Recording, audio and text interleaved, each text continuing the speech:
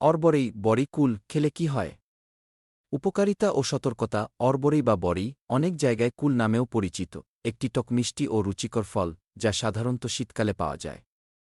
ছোট এই ফলটি খেতে যেমন মজাদার, শরীরের জন্যও অনেক উপকারী। অরবরি খাওয়ার ৫টি উপকারিতা। ১. হজমে সহায়তা করে। অরবরিতে প্রচুর ফাইবার থাকে, যা হজম শক্তি বাড়ায় এবং কোষ্ঠকাঠিন্য দূর করে। এটি অম্বল বা গ্যাসের সমস্যা কমায়।